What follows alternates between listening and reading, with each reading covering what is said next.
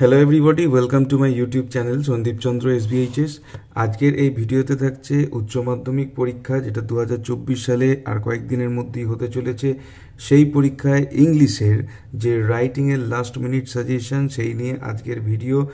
রাইটিংয়ের ক্ষেত্রে ছাত্রছাত্রীদের মধ্যে একটু ভয় থাকে, তাই আজকের এই ভিডিওতে আমি তোমাদের কাছে একদম সিলেক্টিভ কয়েকটি রাইটিং তার সাজেশন দিচ্ছি। এইগুলোকে তোমরা যদি তৈরি করে যাও তাহলেই কিন্তু তোমরা উচ্চ মাধ্যমিক পরীক্ষায় রাইটিং কমন পাবে। প্রিভিয়াস ইয়ার কিন্তু আমাদের সাজেশন থেকেই উচ্চ মাধ্যমিকের রাইটিং কমন এসেছিল। তাই ভিডিওটিকে কমপ্লিট দেখো এবং ভিডিওটি ভালো লাগলে অবশ্যই এটাকে একটা লাইক করো। চ্যানেলে নতুন এসে থাকলে চ্যানেলকে সাবস্ক্রাইব করার সাথে সাথে পাশের বেল বাটনে প্রেস করো, যাতে করে পরবর্তীকালে এই ধরনের ভিডিওর লিঙ্ক তোমরা সরাসরি পেতে পারো। বেশিরভাগ রাইটিংগুলোই তোমাদের পেয়ে যাওয়া উচিত, কিন্তু এর মধ্যে যদি কোনো রাইটিং তোমাদের কালেকশানে না থাকে তাহলে তোমরা ডেসক্রিপশানে দেওয়া আমার টেলিগ্রাম চ্যানেলের লিঙ্কে যোগাযোগ করতে পারো। সেইখান থেকে কিন্তু তোমরা এই রাইটিংয়ের PDF কপি পেয়ে যাবে। তো আমরা এই রাইটিং ভিডিওতে দুটো রাইটিংয়ের সাজেশন দেবো, একটা হচ্ছে লেটার এবং আরেকটা হচ্ছে রিপোর্ট। প্রেসির ওপর কোনো সাজেশন আমরা দিতে পারবো না, কারণ প্রেসির সাজেশন হয় না। প্রেসি নিজেদের কনসেপ্ট থাকলে তবেই লেখা যাবে, আদারওয়াইজ কিন্তু লেখা একটু টাফ। তো যে দুটোর থেকে মোটামুটিভাবে লেখা যাবে তারই উপরে আমি সাজেশনটা বলছি। খুবই সংক্ষিপ্ত সাজেশন, দেখো ভালো করে। প্রথমটা রয়েছে লেটার রাইটিংয়ের ওপরে। Number 1, your company makes wooden furniture and a customer wants to buy 15 chairs. তোমার কোম্পানি উডেন ফার্নিচার তৈরি করে এবং একটা কাস্টমার 15টা চেয়ার কিনতে চায়। Write a reply to the customers enquiry. Customer already তোমাকে চিঠি পাঠিয়েছে, তুমি তার প্রত্যুত্তর দিচ্ছ।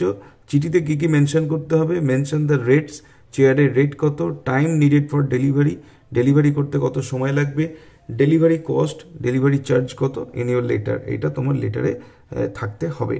এটা হচ্ছে business letter. Number 2, right a letter two MK electronics Kolkata requesting for repair or replacement of the MK TV set which you had bought from them only 2 months ago as it has developed certain defects.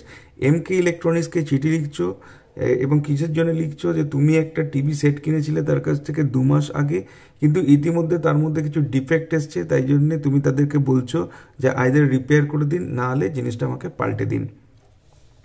এরপরে আসছি আমরা 3 নম্বরে। 3 নম্বরে বলা আছে you had ordered a book from an online book store but the book arrived in torn condition. একটা online book store, যেগুলো Amazon, Flipkart বা অন্যান্য বহু জায়গা আছে যেখান থেকে অনলাইনে বই কেনা যায়, সেরকম একটা অনলাইন বুক স্টোর থেকে তুমি বই কিনেছো, কিন্তু বইটা তোমার কাছে যখন এসে পৌঁছেছে তখন দেখা যাচ্ছে বইটা ছেঁড়া আছে। Right a letter to the customer service department of the book store requesting A replacement. সেই কাস্টমার, তাদের যে কাস্টমার সার্ভিস আছে অনলাইন বুক স্টোরের, তাদেরকে তুমি একটা চিঠি লিখছো, সেখানে তুমি বলছো যে বইটা ছেঁড়া আছে, এটাকে পাল্টে দেওয়ার ব্যবস্থা করার জন্য। Number 4, write a letter to the head of your institution, অর্থাৎ বিদ্যালয়ের হেডমাস্টার মশাইকে চিঠি লিখছো বা হেডমিস্ট্রেসকে, requesting him oblique her to arrange an excursion. Excursion মানে হচ্ছে শিক্ষামূলক ভ্রমণ।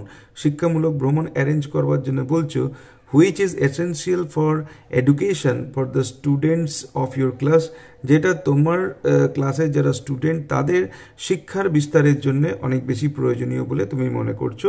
সেই উদ্দেশ্যে হেডমাস্টার মশাইকে একটা চিঠি তুমি লিখছো। Number 5, right a letter to the manager of A nationalised bank. একটা ন্যাশনালাইজড ব্যাঙ্কের ম্যানেজারকে তুমি চিঠি লিখছো, অফ ইউর লোকালিটি, তোমার এলাকার সেই ব্যাঙ্ক হতে হবে।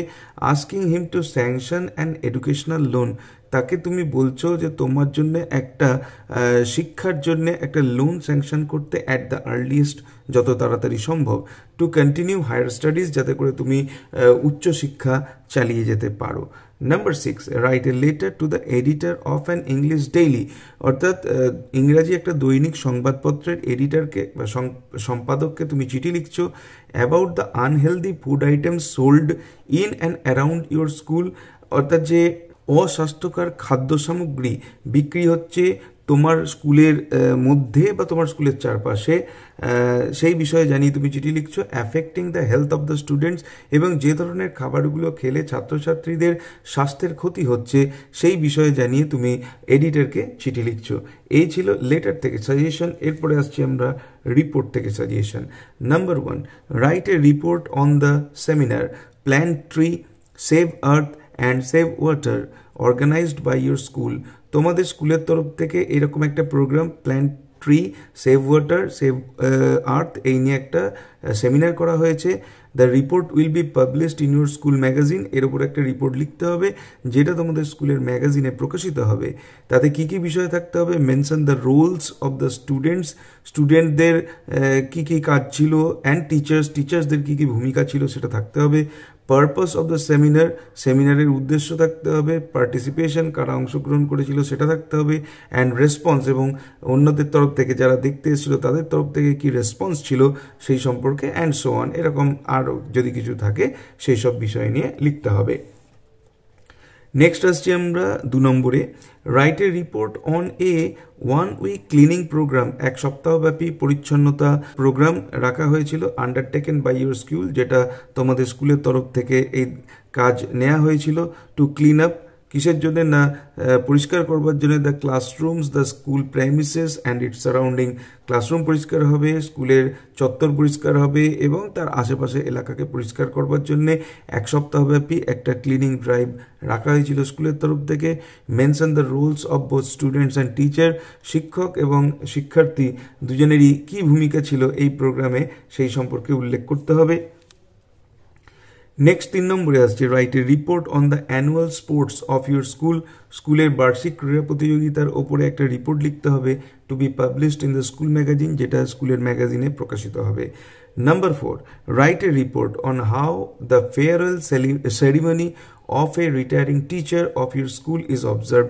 কীভাবে তোমাদের স্কুলে একজন বিদায়ী শিক্ষকের বিদায় সম্বর্ধনা অনুষ্ঠান অনুষ্ঠিত হয়েছিল সেই নিয়ে একটা রিপোর্ট লিখতে হবে।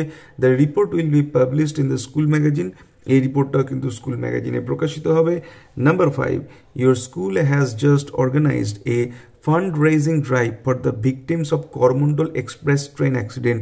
করমণ্ডল এক্সপ্রেস ট্রেন অ্যাক্সিডেন্টে যারা আক্রান্ত হয়েছিল, যারা ক্ষতির সম্মুখীন হয়েছিল, তাদের জন্য একটা ফান্ড রেজিং ড্রাইভ, একটা অর্থ সংগ্রহ কর্মসূচি নেওয়া হয়েছিল তোমাদের স্কুলের তরফ থেকে, এবং সেই অর্থ সংগ্রহ করে তাদের সেই ভিকটিমদের কাছে পাঠানোর ব্যবস্থা করা হয়েছিল। এই নিয়ে কীভাবে এই কাজটা হয়েছিল সেই নিয়ে write a report on it to be published in your school magazine.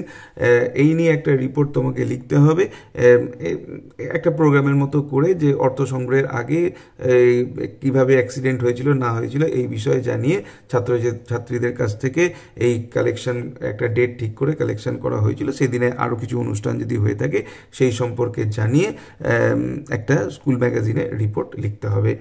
Number 6, right a report for your school magazine on the inter school debate competition held at your school. তোমাদের স্কুলে ইন্টার স্কুল মানে চারপাশে আরও বেশ কিছু স্কুলকে নিয়ে একটা ডিবেট কম্পিটিশন অর্থাৎ বিতর্ক প্রতিযোগিতা হয়েছিল। সেই প্রতিযোগিতাটা কেমন হয়েছিল সেই বিষয় নিয়ে একটা রিপোর্ট লিখতে হবে, যেটাও কিন্তু স্কুল ম্যাগাজিনে প্রকাশিত হবে। তো এই ছিল আজকের ভিডিওর বিষয়বস্তু, যেখানে উচ্চ মাধ্যমিক 2024-এর ইংলিশের যে রাইটিংয়ের লাস্ট মিনিট সাজেশন সেটা আমি দিলাম।